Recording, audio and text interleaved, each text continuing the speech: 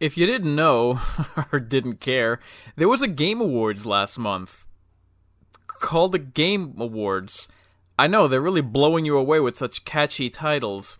Hey fam, did you catch that new show everyone's yawning about? It's called... Watch. Leave it to modern horror media to cherry-pick which new titles to cover that are due to launch on brand new systems in piecemeal editorials, instead of, I don't know, covering all scary games that debuted during the show. But fear not, the Mind's Eyes Network's got your hookup. Holler! If you hear me!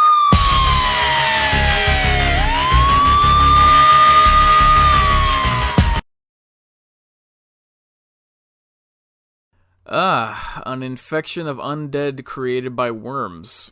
I'm sure that Guillermo del Toro formula's a recipe for success. I know that people miss Left 4 Dead. Heck, I miss it too. So, as much as I'm beyond bored with zombies and yearn for new monsters to take center stage, I am happy that the same dev team is filling the void of a multiplayer survival horror game. It's addictive gameplay, so I won't fault it. The majority of gamers love Doom Eternal, so the timing couldn't be better for adrenaline junkies to get their much-needed fix. God, there is no drummer better than Neil Peart! It ain't easy being cheesy. The original Left 4 Dead and sequel offered some much-needed variety amongst the brain-dead cannibals, and, credit where it's due, some surprisingly tense moments.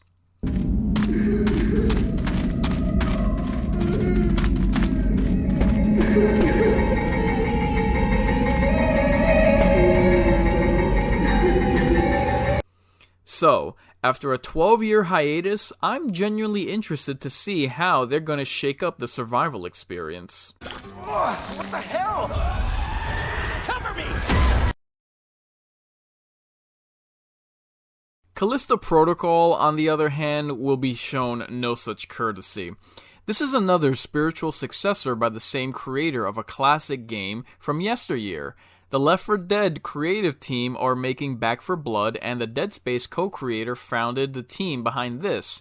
So why am I less lenient on Callisto Protocol than the former entry?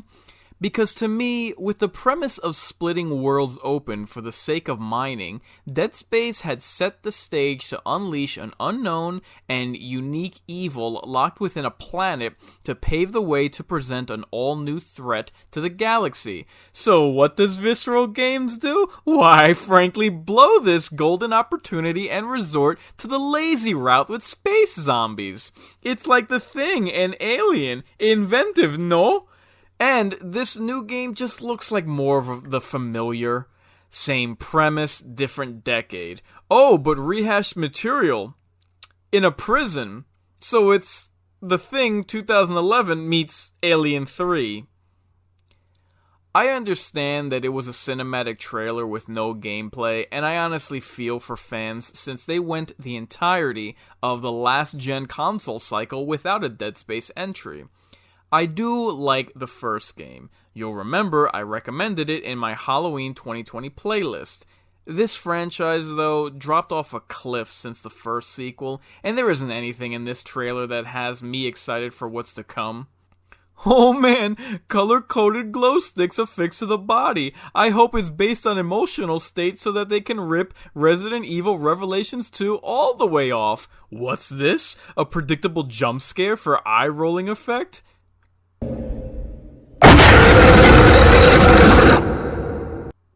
And oh boy, are those clicking sounds? They sound like the clickers from Last of Us. Gadzooks, this thing's got 2 lower jaws. Think of the possibilities. Nah, son. For the record, this game marks the 3rd holdover from a bygone era. This series is rapidly and perilously approaching Blair Witch levels of desperately reaching at straws. How ironic that its lead character's armed with a shotgun, considering how this franchise is staring down the barrel of insignificance. You know the drill by now. Blah, blah, blah. Small cabin in the mountains. Herky-gurky-dorf in football doofenflog. Necronomicon Ex Mortis, the book of the dead. But John Jacob Jangleheimer Smith. Something dark in the woods.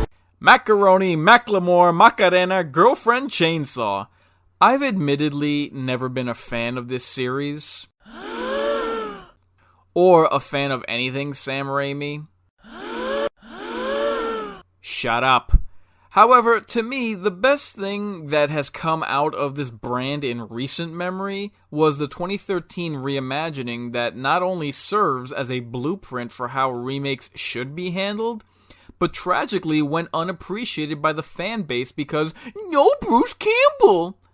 Well, when you got Bruce Campbell in serialized form, declining ratings proved you didn't really care that much. Which is a pretty bad omen considering that this video game has Bruce Campbell as its main selling point. I think it's time to admit that The Evil Dead, as a whole, has long had its day and is past its prime. I, for one, won't be waiting around with bated breath over this release. Now we're talking. If we weren't going to get the medium or scorn on this inclusive award show, I'm tickled pink that we got to see some of Returnal, a novel concept in a futuristic setting and interesting monsters. Gee, Callisto Protocol, take notes. Considering developer Housemarque's penchant for shoot-em-ups and side-scrollers, I eagerly anticipate how they'll handle stepping up to the plate of a full-length third-person horror game. Can they hang with the big boys and knock it out of the park, or strike out at bat? An astronaut is resurrected upon each death after crash landing on an alien planet. The world around her changes with each revival, which makes for a noteworthy addition. There is some kind of connection between protagonist and planet that sees it become more part of her each time she reawakens, going so far as to affect her memories even. She will come across ancient relics, alien devices, and monstrous wildlife in her quest to solve this mystery. Sign me up.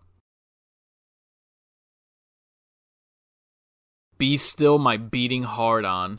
Since the days of Dark Watch, we've had us our undead nightmares and Hunt Showdown. The frontier horror game, or more accurately, the weird western, is something that's been thoroughly missing from the console catalog. I do like the futuristic, almost steampunk weapons in a cavalier setting. It adds to that gritty feel. Judging purely from a cinematic perspective, there appears to be good weapon variety and enemy types.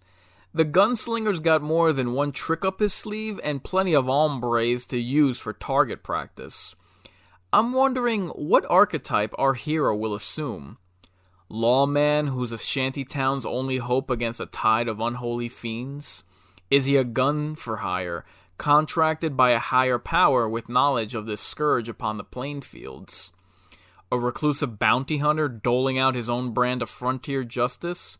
Or is he just an old-fashioned cowboy with a score to settle? This is the game by far that I'm most looking forward to out of the bunch, so don't be surprised if you catch this hot little number on the list of Mind Games streams. Highly recommended, hotly anticipated, wanted dead or alive. So gamers, here has been your overdue coverage of the 2020 Game Awards. This has been brought to you from a source who ain't on the company payroll, but definitely with some skin in the game. My name is Inkubus from the Mind's Eye, and from the looks of things, we'll have some Mind Games coming shortly. Warn your friends. Warn everyone.